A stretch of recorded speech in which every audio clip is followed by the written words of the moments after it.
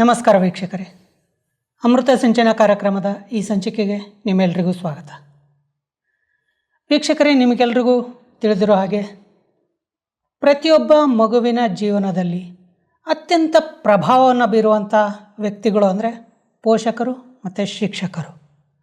ಹಾಗಿದ್ರೆ ಈ ಪೋಷಕರು ಮತ್ತು ಶಿಕ್ಷಕರ ಒಂದು ಪ್ರಭಾವ ಮಗುವಿನ ಮೇಲೆ ಹೇಗೆ ಬೀಳುತ್ತೆ, ಅದು ಎಷ್ಟರ ಮಟ್ಟಿಗೆ ಪ್ರಭಾವ ಬೀರುತ್ತೆ, ಹಾಗಿದ್ರೆ ಪೋಷಕರು ಮತ್ತು ಶಿಕ್ಷಕರು ಮಗುವಿನ ಜೊತೆ ಯಾವ ರೀತಿ ನಡ್ಕೋಬೇಕು, ಅವರ ವ್ಯವಹಾರ ಹೇಗಿರಬೇಕು, ಈ ಎಲ್ಲ ವಿಷಯಗಳನ್ನು ಇವತ್ತಿನ ಈ ಸಂಚಿಕೆಯಲ್ಲಿ ನಾವು ತಿಳ್ಕೊಳ್ಳೋಣ.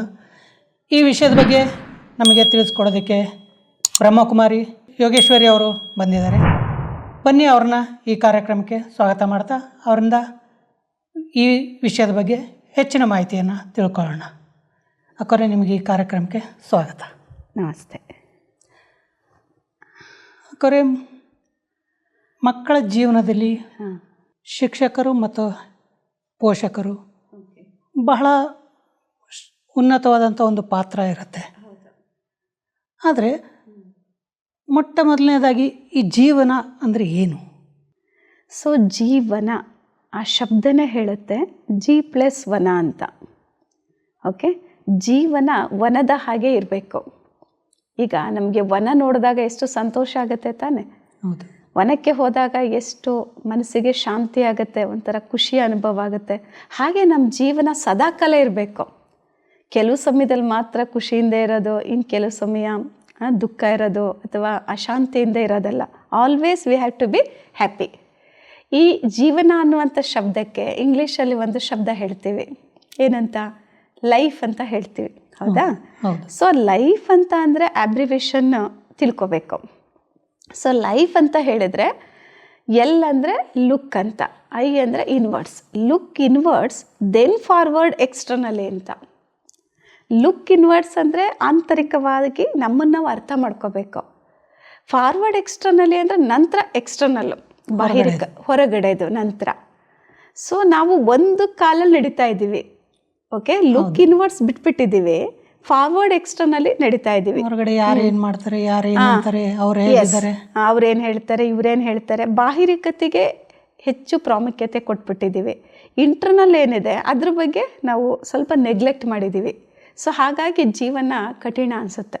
ಇಂಟರ್ನಲ್ ಮೀನ್ಸ್ ನಾವು ಯಾವ ರೀತಿ ಇರಬೇಕು, ಯಾವ ರೀತಿ ನಮ್ಮ ಜೀವನ, ನಮ್ಮ ಜೀವನದಲ್ಲಿ ನಮ್ಮ ನಡವಳಿಕೆ ಹೇಗಿರಬೇಕು, ಯಾವ ಮೌಲ್ಯಗಳನ್ನು ನಮ್ಮ ಜೀವನದಲ್ಲಿ ಅಳವಡಿಸ್ಕೊಂಡಿರಬೇಕು, ಅದರ ಎಫೆಕ್ಟ್ ಚಿಲ್ಡ್ರನ್ಸ್ಗೆ ಹೇಗಾಗುತ್ತೆ, ಓಕೆ, ಸೊಸೈಟಿಗೆ ಏನು ಎಫೆಕ್ಟ್ ಆಗುತ್ತೆ, ಸಮಾಜದಲ್ಲಿ ಏನು ಅದ್ರ ಪರಿಣಾಮ ಬೀರುತ್ತೆ, ಇದ್ರ ಬಗ್ಗೆ ನಾವು ಇನ್ನೂ ಹೆಚ್ಚು ಗಮನ ಕೊಟ್ಟಿಲ್ಲ. ಸೊ ಅದಕ್ಕೆ ಲುಕ್ ಇನ್ವರ್ಡ್ಸ್ ಅಂದರೆ ನಮ್ಮ ಬಗ್ಗೆ ನಾವು ಇಂಟರ್ನಲ್ಲಿ ಅರ್ಥ ಮಾಡ್ಕೊಳ್ಳುವಂಥದ್ದು. ಹೌ ಆಮ್ ಐ ಅಂತ, ನಾನು ಹೇಗಿದ್ದೀನಿ, ನಾನು ಯಾರು, ಇದನ್ನೆಲ್ಲ ಕರೆಕ್ಟಾಗಿ ತಿಳ್ಕೊಳ್ಳುವಂಥದ್ದು. ಹೇಳ್ತಾರೆ ಲೈಫ್ ಈಸ್ ಎ ಸಾಂಗ್ ಅಂತಾರೆ, ಸಿಂಗ್ ಇಟ್ ಅಂತಾರೆ ಅಲ್ವಾ? ಓಕೆ, ಲೈಫ್ ಸಾಂಗ್ ಅಂತ ಹೇಳಿದ ಮೇಲೆ ಸದಾಕಾಲ ಖುಷಿಯಾಗಿರ್ಬೇಕಲ್ಲ ಹಾಡ್ತಾ, ಯಾಕಿಲ್ಲ? ಅಥವಾ life is A puzzle, solve it ಅಂತಾರೆ ಅಲ್ವಾ? Life is A game, play it ಅಂತಾರೆ ಅಲ್ವಾ? ಸೊ ಈ ಥರ ಎಲ್ಲ ಹೇಳ್ತಾರೆ. ಬಟ್ ಅದನ್ನು ಜೀವನದಲ್ಲಿ ಯಾವ ರೀತಿ ಪ್ರಾಕ್ಟಿಕಲಾಗಿ ನಾವು ಮಾಡ್ತಾ ಇದ್ದೀವಿ ಅದು ಇಂಪಾರ್ಟೆಂಟ್.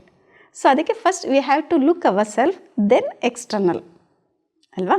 ಸೊ ಲುಕ್ ಇನ್ವರ್ಡ್ಸಿಗೆ ಇನ್ನೂ ಒಂದು ಶಬ್ದ ಹೇಳ್ಬೋದು, ವಾಟ್ ವಿ ಕಾಲ್ ಸ್ಪಿರಿಚುಯಾಲಿಟಿನೂ ಹೇಳ್ಬೋದು. ಫಾರ್ವರ್ಡ್ ಎಕ್ಸ್ಟರ್ನಲಿ ಅಂದರೆ ಸೈಂಟಿಫಿಕ್.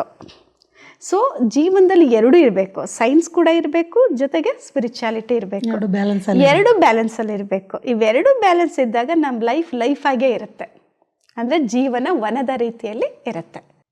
ಲೈಫ್ ಅಂದರೆ ಜೀವನ ಅಂದರೆ ಏನು ಅಂತ ಹೇಳಿದ್ರಿ. ಹಾಗಿದ್ರೆ ಮಕ್ಕಳ ಜೀವನ ಹೇಗಿರಬೇಕು? ಓಕೆ, ಮಕ್ಕಳ ಜೀವನ, ಹೌದು, ಚಿಕ್ಕವರಿಂದ ದೊಡ್ಡವ್ರ ತನಕ, ಹೌದು, ಪ್ರತಿಯೊಬ್ಬರು ಮಕ್ಕಳೇ. ತಂದೆ ತಾಯಿಗೆ ಬಲೆ ಅವರು 30-40 ವರ್ಷದ ಮಗ ಅಥವಾ ಮಗಳ ಇದ್ರು ಸರಿ, ಅವ್ರ ಪೇರೆಂಟ್ಸ್ ಮಕ್ಕಳೇನೆ. ಎಸ್, ಮಕ್ಕಳು ಯಾವ ರೀತಿ ಇರಬೇಕು ಅಂತ ಅಲ್ವಾ? ಸೊ ಮಕ್ಕಳ ಜೀವನದಲ್ಲೂ ಕೂಡ ಮೌಲ್ಯಗಳು ಇರಲೇಬೇಕಾಗತ್ತೆ ಅಲ್ವಾ? ಮಕ್ಕಳಾಗಿ ತಂದೆ ತಾಯಿ ಜೊತೆ ಹೇಗೆ ನಡ್ಕೋಬೇಕು ಅನ್ನುವಂಥ ಮೌಲ್ಯಗಳು ಅವರಲ್ಲಿರಬೇಕು. ಫಸ್ಟ್ ಆಫ್ ಆಲ್ ಮಕ್ಕಳಿಗೆ ಅವರ ಜೀವನ ಸದಾ ಸಂತೋಷವಾಗಿರಬೇಕು ಅಥವಾ ಪೀಸ್ಫುಲ್ಲಾಗಿರಬೇಕು ಅಂತ ಅಂದರೆ ಅವರು ಯಾವಾಗಲೂ ತಂದೆ ತಾಯಿಗೆ ಅಥವಾ ದೊಡ್ಡವರಿಗೆ ಒಬಿಡಿಯೆಂಟಾಗಿ ನಡ್ಕೋಬೇಕು, ವಿಧೇಯರಾಗಿ ನಡ್ಕೊಳ್ಬೇಕು ಅಲ್ವಾ? ಮತ್ತು ಆದಷ್ಟು ಅವರಿಂದ ಮಿಸ್ಟೇಕ್ ಆಗದ ಹಾಗೆ ಅವ್ರ ಜೀವನದಲ್ಲಿ ವ್ಯಾಲ್ಯೂಸ್ನ ಬೆಳೆಸ್ಕೊಂಡಿರಬೇಕು.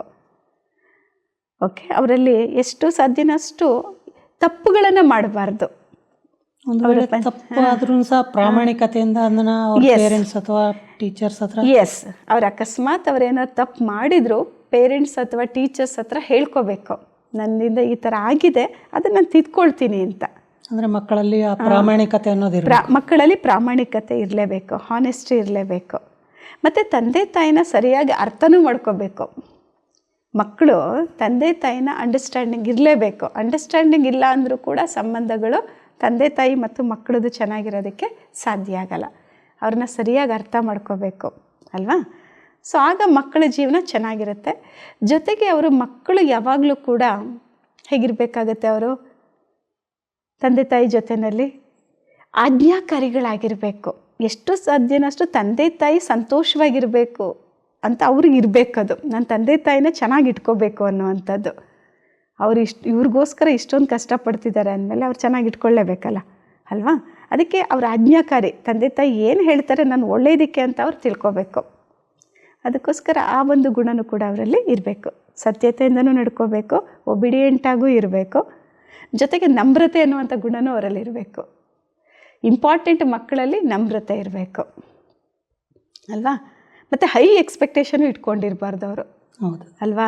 ತಂದೆ ತಾಯಿ ಜೊತೆಯಲ್ಲಿ ಒಂದು ಜಾಸ್ತಿ ಎಕ್ಸ್ಪೆಕ್ಟೇಷನ್ ಇರುತ್ತೆ, ಬಟ್ ಅದು ಹೆಚ್ಚಿರಬಾರ್ದು. ಹೈ ಎಕ್ಸ್ಪೆಕ್ಟೇಷನ್ ಅನ್ನುವಂಥದ್ದು ಮತ್ತು ಹರ್ಟಾಗಿ ಮಾತಾಡುವಂಥದ್ದು, ನಿಮ್ಗೆ ಏನು ಗೊತ್ತಿದೆ ಎಲ್ಲ ನಮಗೆ ಗೊತ್ತಿದೆ ಅನ್ನೋ ಥರ ಅಲ್ವಾ? ದೊಡ್ಡವ್ರಿಗೆ ಆ ರೀತಿ ಅದು ಕೂಡ ಗೌರವ ಕೊಡುವಂಥದ್ದು ಇರಬಾರ್ದು. ರೆಸ್ಪೆಕ್ಟ್ ಕೊಡಬೇಕು. ಇಂಪಾರ್ಟೆಂಟು ಮಕ್ಕಳಲ್ಲಿರುವಂಥದ್ದು ರೆಸ್ಪೆಕ್ಟ್ ತಂದೆ ತಾಯಿ ಮೇಲೆ. ಮತ್ತು ಅವ್ರ ಮೇಲೆ ನಂಬಿಕೆನೂ ಕೂಡ ಇರಬೇಕು ಅಲ್ವಾ? ಪೇರೆಂಟ್ಸ್ ಮೇಲೆ ಅವ್ರಿಗೆ ನಂಬಿಕೆ ಕೂಡ ಇರಬೇಕು. ಈ ರೀತಿ ಇದ್ದಾಗ ಅವರಲ್ಲಿ ಈ ಥರ ಅನೇಕ ವ್ಯಾಲ್ಯೂಸ್ ಇದೆ. ಅದನ್ನು ಅವ್ರ ಜೀವನದಲ್ಲಿ ಅಳವಡಿಸ್ಕೊಂಡಾಗ ಅವ್ರ ಜೀವನನೂ ಕೂಡ ಚೆನ್ನಾಗಿರುತ್ತೆ. ಹಾಗಿದ್ರೆ ಮಕ್ಕಳು ಹೇಗಿರಬೇಕು ಅನ್ನೋದು ಹೇಳಿದ್ರಿ. ಆದರೆ ನಮ್ಮ ಇವತ್ತಿನ ಈ ಸಂಚಿಕೆಯ ವಿಷಯ ಆಗಿದೆ ಮಕ್ಕಳ ಜೀವನದಲ್ಲಿ ಪೋಷಕರು ಮತ್ತು ಶಿಕ್ಷಕರ ಪಾತ್ರ ಏನು ಅಂತ. ಹಾಗಿದ್ರೆ ಪೋಷಕರು ಅಂದರೆ ಏನು? ಓಕೆ, ಪೋಷಕರು ಅಥವಾ ಪೇರೆಂಟ್ಸ್ ಅಂದರೆ ಯಾರು ಅಂತ. ಹೌದು ಅಲ್ವಾ? ಸೊ ಈ ಪೇರೆಂಟ್ ಅನ್ನುವಂಥ ಶಬ್ದ ಇದೆಯಲ್ಲ, ಅದರಲ್ಲಿ ಪೇರೆಂಟ್ ರೋಲ್ ಅಂತ ಹೇಳ್ತೀವಿ, ಪೋಷಕರ ಪಾತ್ರ ಅಲ್ವಾ? ಪೇರೆಂಟ್ ರೋಲ್ ಅಂತ. ಸೊ ಪೋಷಕರ ಪಾತ್ರ ಅಥವಾ ಪೇರೆಂಟ್ ರೋಲ್ ಅನ್ನುವಂಥ ಶಬ್ದದಲ್ಲೇ 10 ಮೌಲ್ಯಗಳು ಅಡಕವಾಗಿದೆ ಪೇರೆಂಟ್ ರೋಲ್ ಅನ್ನುವಂಥದ್ರಲ್ಲಿ. ಓಕೆ, ಆ ಪೇರೆಂಟಲ್ಲಿ ಮೊದಲನೇ ಪೀನೆ, ಪೋಷಕರಲ್ಲಿ ಮೊಟ್ಟ ಮೊದಲನೆಯ ಗುಣ ಇರಬೇಕಾಗಿರುವಂಥದ್ದೇ ಪಿ ಅಂತ ಅಂದರೆ ಪೇಷನ್ಸ್ ಇರಬೇಕು ಅವ್ರಿಗೆ. ಓಕೆ, ತಾಳ್ಮೆ ಅನ್ನುವಂಥದ್ದು ಅವ್ರ ಜೀವನದಲ್ಲಿ ಮೊಟ್ಟ ಮೊದಲು ಬೇಕೇ ಬೇಕು. ಅದೇ ಫೌಂಡೇಶನ್ನು ಪೋಷಕರಿಗೆ. ಸೊ ಬೇಸಿಕ್ಕಾಗಿ ಅವ್ರ ಜೀವನದಲ್ಲಿ ತಾಳ್ಮೆ ಇರಬೇಕು. ಅದರಲ್ಲೂ ಮುಖ್ಯವಾಗಿ ಮಕ್ಕಳ ವಿಷಯದಲ್ಲಿ ಮಕ್ಕಳ ವಿಷಯದಲ್ಲಿ ಅವರು ತುಂಬ ತಾಳ್ಮೆಯಿಂದ ಇರಲೇಬೇಕು ಅಲ್ವಾ? ತಾಳಿದವನು ಬಾಳಿಯಾನು ಅಂತ ಹೇಳ್ತೀವಿ ಅಲ್ವಾ? ತಾಳ್ಮೆ ಅನ್ನುವಂಥದ್ದು ಕಹಿಯಂತೆ, ಅದರ ಫಲ ಸಿಹಿಯಂತೆ. ಅದಕ್ಕೆ ಹೇಳ್ತಾರೆ ದೊಡ್ಡವರು, ನೀವೆಷ್ಟು ಕಾಯ್ತೀರ. ಒಂದು ಹಣ್ಣು ಕೊಡಬೇಕು ಅಂದರೆ ತಕ್ಷಣ ಏನು ಹಣ್ಣು ಕೊಡಲ್ಲ. ಬೀಜ ಬಿತ್ತಿದ ತಕ್ಷಣ ಫ್ರೂಟ್ ಸಿಗಲ್ಲ, ಕಾಯಬೇಕು. ತಾಳ್ಮೆಯಿಂದ ಸ್ವಲ್ಪ ಸಮಯ ಕಾಯಬೇಕು, ನಂತರ ಅದು ಕಾಯಾಗಿ ನಂತರ ಹಣ್ಣಾಗುವಂಥದ್ದು ಅಲ್ವಾ? ಹಾಗೆ ಸೊ ಪೇರೆಂಟ್ಸ್ಗೆ ಫಸ್ಟ್ ಆಫ್ ಆಲ್ ಇರಬೇಕಾಗಿರುವಂಥದ್ದು ಪೇಷನ್ಸ್, ರೈಟ್? ಆ ಮೊದಲನೇ ಗುಣ ಇರಬೇಕು. ಎರಡನೇದು ಯಾವುದು? ಎ ಅಲ್ವಾ? ಮೊದಲನೇದು ಪಿ, ಎರಡನೇದು ಎ ಅಂದರೆ ಎಕ್ಸೆಪ್ಟೆನ್ಸ್, ಅಂದರೆ ಸ್ವೀಕಾರ ಮಾಡುವಂಥ ಗುಣ ಇರಬೇಕು. ಫಾರ್ ಎಕ್ಸಾಂಪಲ್, ತಮ್ಮ ಮಕ್ಕಳಲ್ಲಿ ಏನು ವಿಶೇಷತೆಗಳಿದೆ, ಅವರಲ್ಲಿ ಏನು ಸ್ಪೆಷಾಲಿಟೀಸ್ ಇದೆ, ಅದನ್ನು ಗುರುತಿಸ್ಬಿಟ್ಟು ಅದನ್ನು ಅವ್ರು ಅಕ್ಸೆಪ್ಟ್ ಮಾಡಬೇಕು. ಇವ್ರು ಹೇಳಿದ್ದೇನೆ ಅವ್ರು ಮಾಡಬೇಕು ಅಂತ ಅಲ್ಲ. ನನ್ನ ಮಗ ಈ ರೀತಿ ಆಗಲಿ ಅಥವಾ ನನ್ನ ಮಗು ಈ ರೀತಿ ಆಗಲಿ ಅಂತ ಒಂದು ಇಟ್ಕೊಂಡಿರ್ತಾರೆ, ಓಕೆ. ಬಟ್ ಆ ಮಗುವಲ್ಲಿ ಬೇರೆ ಒಂದು ವಿಶೇಷತೆ ಇರುತ್ತೆ, ಆ ಸ್ಪೆಷಾಲಿಟಿ ಇರುತ್ತೆ. ಅದನ್ನು ಐಡೆಂಟಿಫೈ ಮಾಡಿ ಅದನ್ನು ಇವ್ರು ಅಕ್ಸೆಪ್ಟ್ ಮಾಡಬೇಕು. ಫಾರ್ ಎಕ್ಸಾಂಪಲ್, ನನ್ನ ಮಗು ಇಂಜಿನಿಯರ್ ಆಗಬೇಕು ಅಂತ ಇಷ್ಟ ಇರುತ್ತೆ ತಂದೆ ತಾಯಿಗೆ, ಆ ಮಗುಗೆ ಮೆಡಿಕಲಲ್ಲಿ ಇಂಟ್ರೆಸ್ಟ್ ಇರುತ್ತೆ ಅಂದ್ಕೊಳ್ಳಿ. ಆಗ ನೀನು ಇದನ್ನೇ ಓದು ಅಂತ ಅವರಿಗೆ ಹಿಂಸೆ ಮಾಡಬಾರ್ದು.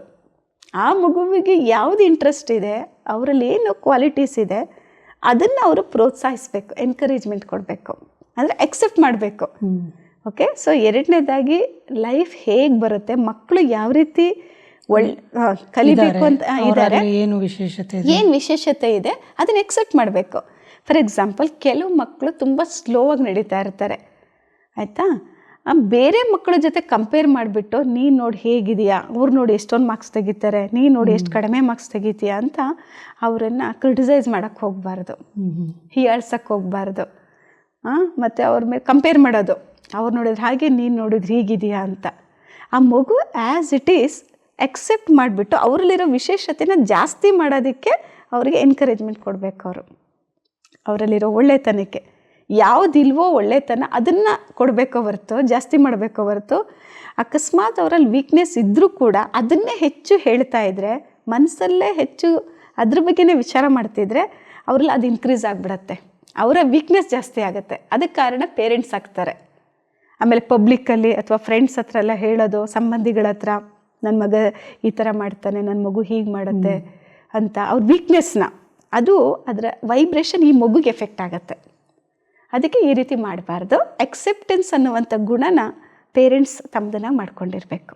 ನೀವು ಇನ್ನೊಬ್ಬ ಬೇರೆ ಮಗನ ತೋರಿಸಿ ಅವರ ಚೆನ್ನಾಗಿ ಮಾರ್ಕ್ಸ್ ತೆಗಿತಾರೆ, ಈ ಥರ ಟ್ಯಾಲಿ ಮಾಡಬಾರ್ದು ಅಂದಿದ್ದಕ್ಕೆ ಒಂದು ಚಿಕ್ಕ ಒಂದು ಕತೆ ನೆನಪಾಯ್ತು ನನಗೆ.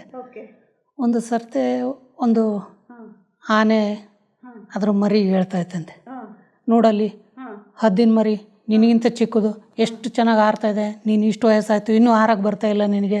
ಓಕೆ, ಅದಕ್ಕೆ ಟ್ಯಾಲಿ ಮಾಡಿ ಆನೆ ಮರಿಗೆ ಹೇಳ್ತಾ ಇತ್ತಂತೆ, ನೋಡೋದು ಎಷ್ಟು ನಿನ್ನಿಂತ ಚಿಕ್ಕದಾದ್ರೂ ಸರಿ ಹದ್ದಿನ ಮರಿ ಎಷ್ಟು ಚೆನ್ನಾಗಿ ಹಾರ್ತಾ ಇದೆ ಅಂತ. ಬಟ್ ಆನೆ ಜೀವನ ಪೂರ್ತಿ ಅದು ಹಾರಕ್ಕಾಗಲ್ಲ. ಆದರೆ ಆನೆಯಲ್ಲಿ ತನ್ನದೇ ಆದಂಥ ಒಂದು ವಿಶೇಷತೆ ಇದೆ, ಇದರಲ್ಲಿರೋ ವಿಶೇಷತೆ ಹದ್ದಿನಲ್ಲಿಲ್ಲ. ಯಾಕಂದರೆ ಇದರಲ್ಲಿ ಅಷ್ಟು ಶಕ್ತಿ ಇರುತ್ತೆ, ಅಷ್ಟು ಒಂದು ಮರವನ್ನೇ ಸಹ ಉರುಳಿಸಬಲ್ದು.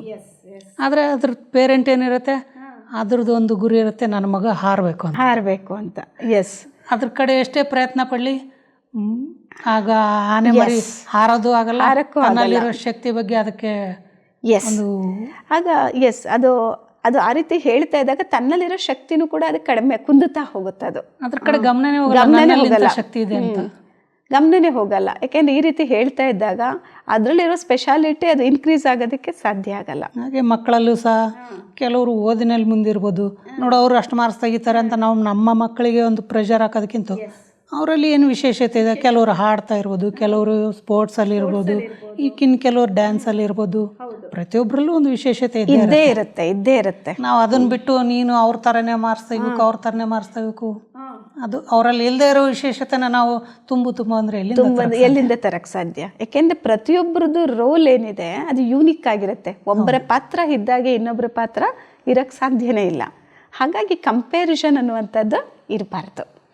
ಎಸ್, ಆಮೇಲೆ ಅಕ್ಸೆಪ್ಟೆನ್ಸ್ ಹೇಳಿದ್ರಿ, ಬಹುಶಃ ನನಗನ್ಸುತ್ತೆ ಆ ಅಕ್ಸೆಪ್ಟೆನ್ಸ್ ಏನಿದೆ ಎರಡನೇ ಗುಣ, ಅದಕ್ಕಿಂತ ಮುಂಚೆನ ಮೊದಲನೇ ಗುಣ ಇದೆ, ಅದು ಇತ್ತು ಅಂದರೆ ಎರಡನೇದು ಆಟೋಮೆಟಿಕ್ ಆಗಿ ಬರುತ್ತೆ. ಪೇಷನ್ಸ್ ಇದ್ರೆ ಅಕ್ಸೆಪ್ಟೆನ್ಸ್ ಬಂದೇ ಇರುತ್ತೆ. ಈ ಪೇರೆಂಟ್ ಈ ರೋಲ್ ಅನ್ನುವಂಥದ್ರಲ್ಲಿ ಏನು 10 ವ್ಯಾಲ್ಯೂಸ್ ಇದೆ ಅಂತ ಹೇಳಿದೆ, ಆ ವ್ಯಾಲ್ಯೂಸ್ ಒಂದಕ್ಕೊಂದಕ್ಕೆ ರಿಲೇಟೆಡ್, ಇಂಟರ್ಕನೆಕ್ಟೆಡ್. ಒಂದಿದ್ರೆ ಮತ್ತೊಂದು ಬಂದೇ ಬರುತ್ತೆ. ನಿಮ್ಮಲ್ಲಿ ಪೇಷನ್ಸ್ ಇದ್ದರೆ ಪೇರೆಂಟ್ಸಲ್ಲಿ ಅಕ್ಸೆಪ್ಟೆನ್ಸ್ ಬಂದೇ ಬರುತ್ತೆ. ಓಕೆನಾ? ಸೊ ಅಕ್ಸೆಪ್ಟೆನ್ಸ್ ಇದ್ದಾಗ ಮೂರನೇ ಗುಣ ಅದು ನ್ಯಾಚುರಲಿ ಬಂದೇ ಬರುತ್ತೆ. ಯಾವುದಿರ್ಬೋದು? ರೆಸ್ಪಾನ್ಸಿಬಿಲಿಟಿ, ಜವಾಬ್ದಾರಿ ಅಲ್ವಾ? ತನ್ನ ಮಗುನ ಸಮಾಜಕ್ಕೆ ಒಂದು ಒಳ್ಳೆ ವ್ಯಕ್ತಿಯನ್ನಾಗಿ ಅಲ್ವಾ, ಅವರ ಪರ್ಸ್ನಾಲಿಟಿ ಏನಿದೆ ಅದು ಒಂದು ಕೊಡುಗೆಯಾಗಿ ಕೊಡಬೇಕು. ಅವರು ವ್ಯಕ್ತಿತ್ವ ಚೆನ್ನಾಗಿರ್ಬೇಕಲ್ಲ, ಸಮಾಜಕ್ಕೆ ಗಿಫ್ಟನ್ನಾಗಿ ಕೊಡಬೇಕು. ಸೊ ಅದಕ್ಕೆ ರೆಸ್ಪಾನ್ಸಿಬಿಲಿಟಿ ಯಾರ್ದು? ಪೇರೆಂಟ್ಸ್ದೇ. ಜವಾಬ್ದಾರಿಯನ್ನು ಸರಿಯಾದ ರೀತಿಯಲ್ಲಿ ಅವರು ನಿರ್ವಹಿಸಬೇಕು. ಮಕ್ಕಳ ಬಗ್ಗೆ ಒಂದು ಸಂಸ್ಕಾರ ಇರ್ಬೋದು, ಬೆಳಗ್ಗೆಯಿಂದ ಇವ್ರು ಹೇಗಿರ್ತಾರೆ ಅನ್ನೋದು ಕೂಡ ಎಫೆಕ್ಟ್ ಆಗುತ್ತೆ. ಏಕೆಂದರೆ ಮಕ್ಕಳು ಸಾಮಾನ್ಯವಾಗಿ ಚಿಕ್ಕವರಿರ್ಬೋದು ದೊಡ್ಡವರಿರ್ಬೋದು ನೋಡಿ ಕಲಿಯುವಂಥದ್ದೇ ಹೆಚ್ಚು. ನಾವು ಹೇಳಿದ್ದನ್ನು ಅವ್ರು ಕಲಿಯೋದಕ್ಕಿಂತ ನಮ್ಮನ್ನು ನೋಡಿ ಮೌಲ್ಯಗಳನ್ನು ಅವ್ರು ಕಲಿತಾರೆ. ಅಂದಮೇಲೆ ಪೇರೆಂಟ್ಸ್ ಯಾವ ರೀತಿ ಇರಬೇಕು, ಅವರಲ್ಲೂ ಕೂಡ ಮೌಲ್ಯಗಳಿರಬೇಕು ತಾನೆ ಅಲ್ವಾ?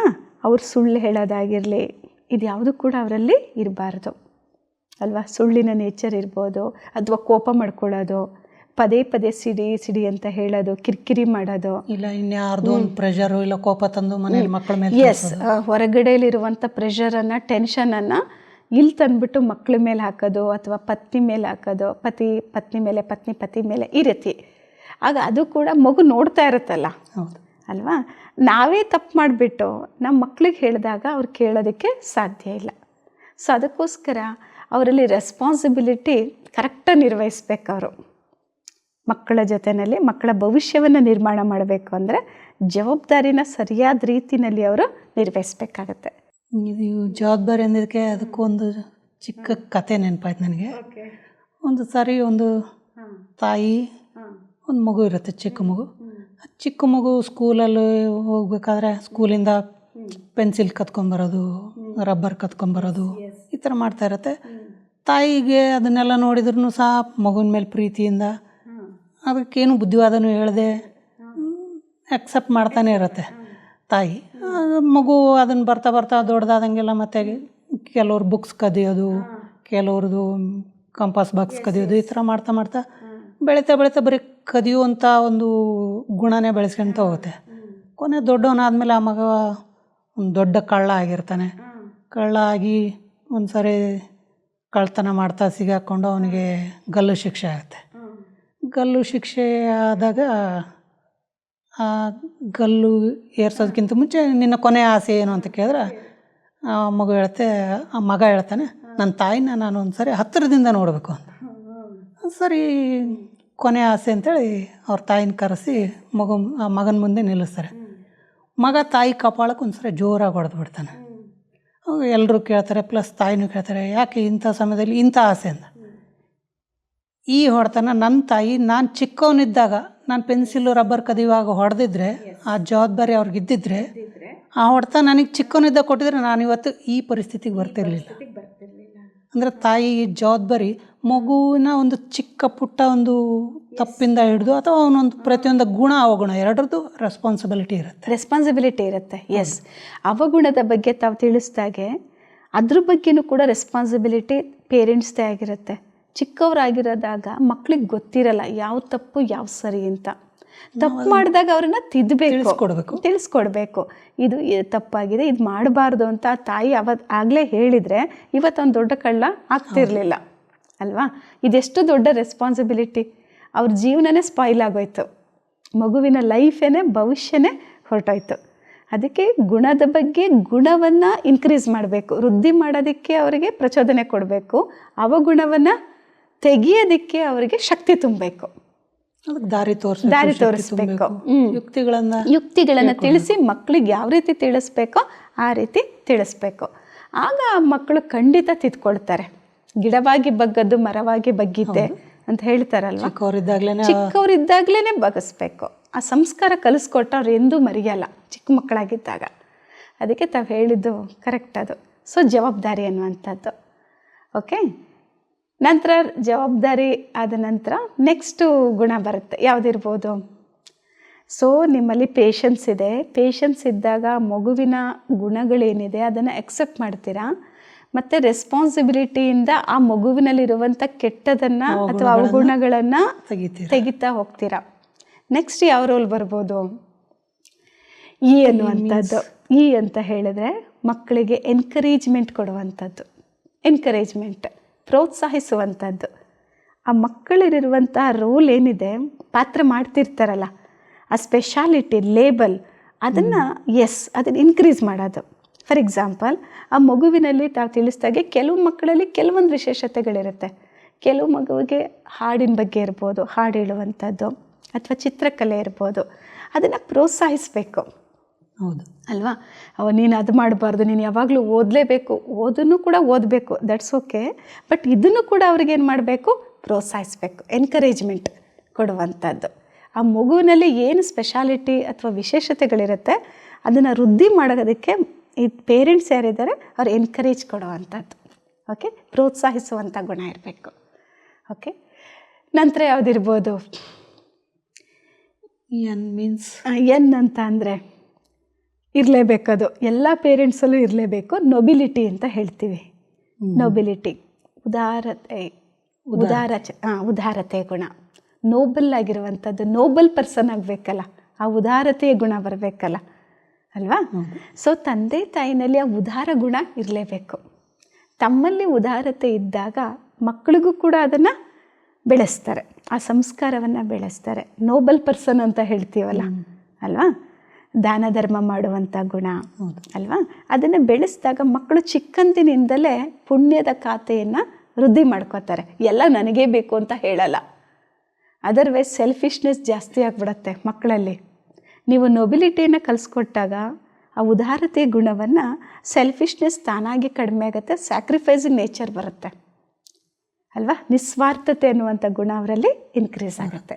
ಓಕೆ, ಪೇರೆಂಟಲ್ಲಿ ಲಾಸ್ಟ್ ಒನ್ ಟಿ ಆಲ್ಫಾಬೆಟ್ ಏನಿರ್ಬೋದು? ಪೇರೆಂಟಿಗೆ ಟೈಮ್ ಸೆನ್ಸ್ ಅಂತ ಹೇಳ್ತೀವಿ. ಟೈಮ್ ಸೆನ್ಸ್ ಅಲ್ವಾ, ಸಮಯದ ಪ್ರಜ್ಞೆ ಇರಬೇಕು. ಸಮಯದ ಬಗ್ಗೆನೂ ಕೂಡ ಅದು ಯಾವುದೇ ಇದಿರ್ಬೋದು, ಡಿಸಿಪ್ಲಿನ್ ಅಲ್ವಾ, ಸಮಯ ಪ್ರಜ್ಞೆಯನ್ನು ತಿಳ್ಕೊಂಡು ಅವರು ಆ ಮಗುವನ್ನು ಅವರು ಆ ರೀತಿಯಲ್ಲಿ ಬೆಳೆಸಬೇಕು. ಅವರಲ್ಲಿ ಇರೋಕು ಪ್ಲಸ್ ಮಗುವಿನಲ್ಲೂ ಕೂಡ ಅದನ್ನು ಬೆಳೆಸಬೇಕು. ಶಿಸ್ತು ಅನ್ನುವಂಥದ್ದು ಅಲ್ವಾ, ಸಮಯ ಪ್ರಜ್ಞೆಯಲ್ಲಿ ಅದು ಎಕ್ಸ್ಟರ್ನಲ್ಲೂ ಬರುತ್ತೆ, ಇಂಟರ್ನಲ್ಲೂ ಬರುತ್ತೆ, ಎರಡೂ ಕೂಡ ಇರಬೇಕು ಸಮಯ ಪ್ರಜ್ಞೆ ಬಗ್ಗೆ. ಸುಮ್ಮನೆ ಟೈಮ್ ವೇಸ್ಟ್ ಮಾಡೋದು, ಅನ್ವಾಂಟೆಡ್ ಥಿಂಗ್ಸ್ ಬಗ್ಗೆ ಮಾತಾಡೋದಿರ್ಬೋದು, ಇಲ್ಲ ಮನೆಯಲ್ಲೇ ಆಗಲಿ ಯಾವುದೋ ವಸ್ತು ಎಲ್ಲಿ ಬೇಕೋ ಅಲ್ಲೇ ಬಿಟ್ಬಿಡೋದು, ಅಲ್ಲಿ ಇಲ್ಲಿ ಬಿಸಾಕ, ಮನೆಯಲ್ಲಿ ಎಲ್ಲೋ ಇಟ್ಬಿಟ್ಟು ಎಲ್ಲೋ ಹುಡ್ಕೋದು, ಆ ಥರ ಎಲ್ಲ ಇರುತ್ತಲ್ಲ. ಒಂದು ಸಿಸ್ಟಮ್ಯಾಟಿಕ್ ಆಗಿ, ಯಾಕೆಂದರೆ ಟೈಮ್ ಅದರಲ್ಲೇ ವೇಸ್ಟ್ ಆಗುತ್ತಲ್ಲ ಅಲ್ವಾ. ಎಸ್, ಅದಕ್ಕೋಸ್ಕರ ಎಲ್ಲವನ್ನು ಶಿಸ್ತುಬದ್ಧವಾಗಿ ಪ್ರತಿಯೊಂದು ವಸ್ತುನ ಎಲ್ಲಿಡಬೇಕು, ಯಾವ ರೀತಿ ಇಡಬೇಕು ಅದನ್ನಿಟ್ಟು ಅದನ್ನು ಕರೆಕ್ಟಾಗಿದ್ದಾಗೆ ನೀಟ್, ಕ್ಲೀನ್ ಆ್ಯಂಡ್ ಕ್ಲಿಯರ್ ಅಂತೀವಿ. ಮತ್ತು ನೀಟ್ನೆಸ್, ಆ ನೀಟ್ನೆಸ್ ಬಗ್ಗೆನೂ ಗಮನ ಕೊಡಬೇಕು. ಟೈಮ್ ವಿಷಯದಲ್ಲಿ ಒಂದು ಜಪಾನಲ್ಲಿ ಇದು ಒಂದು ಮೇನ್ ಆಗಿ ಇದನ್ನು ಮೇಂಟೈನ್ ಮಾಡ್ತಾರೆ. ಏನಂದರೆ ಪ್ರತಿಯೊಂದು ವಸ್ತುವಿಗೂ ಸಹ ಅದರದೇ ಆದಂಥ ಒಂದು ಜಾಗ ಇರಬೇಕು, ಪ್ಲಸ್ ಆ ಜಾಗದಲ್ಲೇ ಆ ವಸ್ತು ಇರಬೇಕು. ಅಂದರೆ ಫಾರ್ ಎಕ್ಸಾಂಪಲ್ ನಾವು ಮನೆಯಲ್ಲಿ ಒಂದು ಕತ್ರಿನೇ ಆಗಲಿ, ಅದಕ್ಕೆ ಆದಂಥ ಒಂದು ಜಾಗ ಇರಬೇಕು. ಅದನ್ನು ಯಾವಾಗಲೇ ಆಗಲಿ, ಯಾರೇ ಆಗಲಿ, ಮನೆಯ ಪರ್ಸನ್ಸ್ ಯೂಸ್ ಮಾಡಿದ ಮೇಲೆ ಮತ್ತೆ ಅದೇ ಸ್ಥಳದಲ್ಲೇ ಇಡಬೇಕು. ನೆಕ್ಸ್ಟ್ ತಗೊಳ್ಳೋರಿಗೂ ಅದನ್ನು ಹುಡ್ಕೋಂಥ ಅವಶ್ಯಕತೆನೂ ಬರಲ್ಲ. ಎಸ್, ಪ್ಲಸ್ ಬೇಕಂತ ತಕ್ಷಣ ಸಿಗುತ್ತೆ, ಯೂಸ್ ಮಾಡಿ ಮತ್ತೆ ಅಲ್ಲೇ ಇಡ್ತಾರೆ. ಈ ಮನೇಲಿ ಯಾರೋ ಒಬ್ರು ಅಕಸ್ಮಾತ್ ಅದನ್ನ ಮೇಂಟೈನ್ ಮಾಡ್ಲಿಲ್ಲ ಅಂದ್ರೆ ಮತ್ತೆ ಹುಡುಕ್ತಾ ಇರ್ಬೇಕು. ಒಬ್ರು ತಗೊಂತಾರೆ, ಇನ್ನೆಲ್ಲ ಇಟ್ಟಿರ್ತಾರೆ, ಮತ್ತೆ ಹುಡುಕೋದು, ಮತ್ತೆ ಇನ್ನೆಲ್ಲ ಸಿಗುತ್ತೆ, ಅದು ಇನ್ನೆಲ್ಲ ಇಡು. ಹೌದು, ಜಪಾನ್ನಲ್ಲಿ ಇದೊಂದು ಸಿಸ್ಟಮ್ ಇದೆ. ಪ್ರತಿಯೊಂದು ವಸ್ತುಗೂ ಸಹ ಒಂದು ಜಾಗ ಇರಬೇಕು, ಮತ್ತೆ ಆ ವಸ್ತು ಅದೇ ಜಾಗದಲ್ಲಿ ಇಡುವಂಥದ್ದು. ಎಸ್, ಇದನ್ನ ಮನೆಯಲ್ಲೂ ಸಹ ಅಳವಡಿಸ್ಕೊಂಡ್ರೆ ತುಂಬಾ ಉಪಯೋಗ. ಮನೆಯಲ್ಲಿ ಅಳವಡಿಸ್ಕೊಂಡ್ರೆ ತುಂಬಾನೇ ಚೆನ್ನಾಗಿರುತ್ತೆ. ಮನೆಯಲ್ಲಿ ಶಿಸ್ತು ಅನ್ನುವಂಥದ್ದು ನಿಲ್ಲಿಸುತ್ತೆ, ಟೈಮ್ ವೇಸ್ಟ್ ಆಗಲ್ಲ, ಅನ್ನೆಸೆಸರಿ ಇನ್ನೊಬ್ರಿಗೆ ಕೂಗಾಡಲ್ಲ ನೀನು ಎಲ್ಲಿಟ್ಟಿದ್ದೆ ಅಂತ, ಒಬ್ರು ಮತ್ತೊಬ್ಬರಿಗೆ ಘರ್ಷಣೆ ಆಗಲ್ಲ. ಅನೇಕ ಕಾನ್ಫ್ಲಿಕ್ಟ್ಗಳೇನಿದೆ, ಘರ್ಷಣೆಗಳು, ಅದೆಲ್ಲ ಹೊರಟೋಗುತ್ತೆ. ಎಸ್, ನೆಕ್ಸ್ಟ್ ರೋಲ್ ಅನ್ನುವಂಥದ್ದು ಬರುತ್ತೆ ಅಲ್ವಾ. ಈ ರೋಲ್ ಅನ್ನುವಂಥ ಶಬ್ದದಲ್ಲಿ 4 ಆಲ್ಫಾಬೆಟ್ಸ್ ಇದೆ. ಸೊ ಪೇರೆಂಟ್ ರೋಲ್ ಅಥವಾ ಪಾತ್ರ ಹೇಗಿರಬೇಕು ಅಂದರೆ, ಆರ್ ಅಂದರೆ ರೆಸ್ಪೆಕ್ಟ್ ಕೊಡಬೇಕು. ಇಲ್ಲಿಯೇ ರೆಸ್ಪಾನ್ಸಿಬಿಲಿಟಿ ಬಂತು. ಓಕೆ, ಈ ಪಾತ್ರ ಮಾಡಬೇಕಾದ್ರೆ ನಾನು ರೆಸ್ಪೆಕ್ಟ್ ಕೊಡಬೇಕು. ಮಕ್ಕಳಿಗೆ ಏನು ರೆಸ್ಪೆಕ್ಟ್ ಕೊಡೋದು, ಅವ್ರು ನನಗಿಂತ ಚಿಕ್ಕವ್ರು ತಾನೆ ಅಂತ ಹೇಳಿ ಅವ್ರಿಗೆ ಅಗೌರವ ಕೊಡಬಾರ್ದು. ತಮ್ಮ ಮಕ್ಕಳಿಗೆ ಅವ್ರಿಗೂ ಕೂಡ ಏನು ಮಾಡಬೇಕು, ರೆಸ್ಪೆಕ್ಟ್ ಕೊಡಬೇಕು. ಏಕೆಂದರೆ ಗೌರವವನ್ನು ಎಲ್ಲರೂ ಬಯಸ್ತಾರೆ. ನಾವು ಗೌರವ ಕೊಟ್ಟಾಗ ನಮಗೆ ಗೌರವ ಸಿಗುತ್ತೆ ಅಲ್ವಾ. Give respect then take respect ಅಂತಲೇ ಗಾದೆ ಇರೋದು, ಕೊಟೇಶನ್ ಇರೋದು. ಅದೇ ಗೌರವ ಅನ್ನೋದು ಕೊಡೋದ್ರಿಂದನೇ ನಮ್ಗೆ ವಾಪಸ್ ಸಿಗೋದು. ಈಗ ಪೇರೆಂಟ್ಸು ತಮ್ಮ ಮಕ್ಕಳಿಗೆ ಎಷ್ಟು ರೆಸ್ಪೆಕ್ಟ್ ಕೊಡ್ತಾರೆ, ಅವರು ದೊಡ್ಡವರಾದ ನಂತರ ತನ್ನ ಪೇರೆಂಟ್ಸ್ಗೆ ಅಷ್ಟೇ ರೆಸ್ಪೆಕ್ಟ್ ಕೊಡ್ತಾರೆ. ಇದು ಪ್ರಾಕ್ಟಿಕಲ್ ನಾವು ಅನೇಕರ ಜೀವನದಲ್ಲಿ ನೋಡಿದ್ದೀವಿ.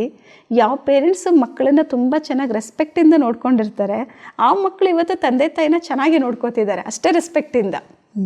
ಬಟ್ ಯಾರು ಅವ್ರಿಗೆ ರೆಸ್ಪೆಕ್ಟ್ ಕೊಟ್ಟಿರಲ್ಲ, ಒಂಥರ ಅವ್ರನ್ನ ನೆಗ್ಲಿಜೆಕ್ಟ್ ಹೀಯಾಳ್ಸೋದು, ಅವ್ರನ್ನ ಚಿಕ್ಕ ಪುಟ್ಟ ತಪ್ಪನ್ನು ದೊಡ್ಡದನ್ನಾಗಿ ಮಾಡೋದು, ಇನ್ನೊಬ್ಬರ ಮುಂದೆ ಅದನ್ನು ಡಿಸ್ಕ್ರೈಬ್ ಮಾಡೋದು, ಅವ್ರು ಸರಿ ಇಲ್ಲ ಅಂತ ಹೇಳೋದು, ಆ ಮಕ್ಕಳು ಅವ್ರಿಗೆ ರಿವರ್ಸ್ ಆಗಿಬಿಡ್ತಾರೆ.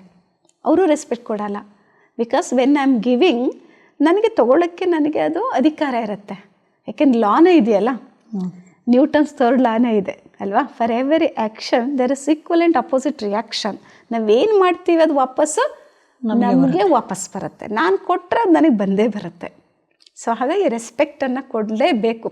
ಯಾರು? ನಮಗೆ ಪೇರೆಂಟ್ಸ್. ಬೇಕು ಅನ್ನೋದು. ನಮಗೆ ಬೇಕು ಅನ್ನೋದಿದ್ದರೆ, ಅದರ್ವೈಸ್ ಇದು ಯಾಕೆ ಏನು ಕೊಡ್ತೀವೋ ಅದು ರಿಟರ್ನ್ ಬಂದೇ ಬರುತ್ತೆ ಅಲ್ವಾ? ಓಕೆ, ನೆಕ್ಸ್ಟ್ ಓ ಅನ್ನುವಂಥದ್ದು. ಓ ಅಂತ ಹೇಳಿದರೆ ಆಪ್ಟಿಮಿಸಮ್ ಅಂತ. ಅಂದರೆ ಆಶಾವಾದಿಗಳಾಗಿರಬೇಕು.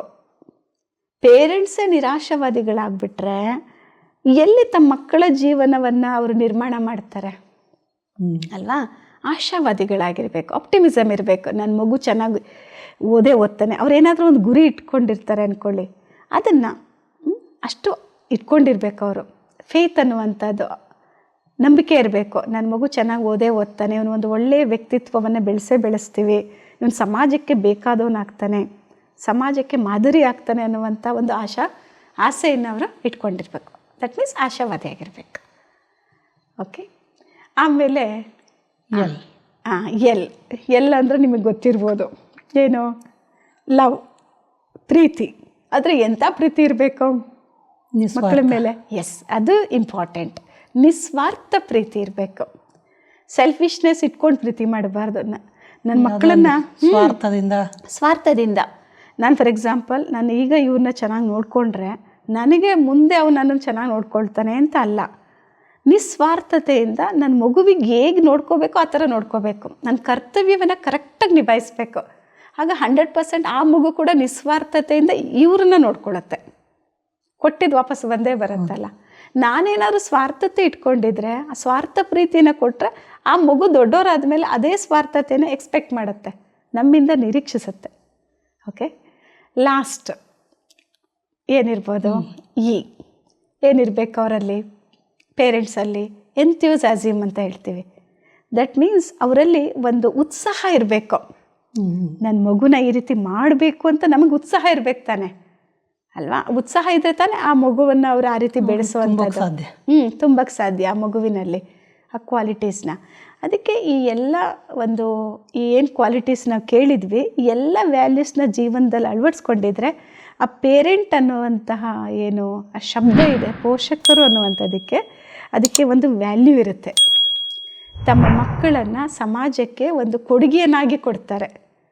ಅನೇಕರೆಲ್ಲ ಈಗ ಯಾರೆಲ್ಲ ದೊಡ್ಡ ದೊಡ್ಡ ವ್ಯಕ್ತಿಗಳಿದ್ದಾರೆ ಅಲ್ವಾ? ಅಬ್ರಹಾಂ ಲಿಂಕನ್ ಇರ್ಬೋದು, ಸೈಂಟಿಸ್ಟ್ಗಳಿರ್ಬೋದು, ಧರ್ಮಾತ್ಮರಿರ್ಬೋದು ಅಲ್ವಾ, ಸ್ವಾಮಿ ವಿವೇಕಾನಂದ ಇರ್ಬೋದು, ವಾಟ್ ಎವರ್ ಮೇ ಬಿ, ಅವರೆಲ್ಲರೂ ಕೂಡ ಇಂಥ ಒಳ್ಳೆ ಪೇರೆಂಟ್ಸಿಂದ ತಾನೇ ಅವ್ರು ಆ ಥರ ಆಗಿರೋದು ಅಲ್ವಾ? ಸೊ ಹಾಗಾಗಿ ಪೇರೆಂಟ್ಸ್ ಮಹತ್ವ ತುಂಬ ಇದೆ, ಅವರ ಪಾತ್ರ.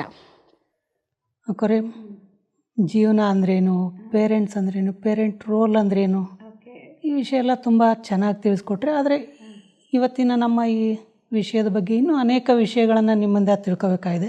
ಅವನ್ನೆಲ್ಲ ನಾನು ಮುಂದಿನ ಸಂಚಿಕೆಯಲ್ಲಿ ತಿಳ್ಕೊಳ್ಳುವಂಥ ಪ್ರಯತ್ನ ಪಡ್ತೇನೆ.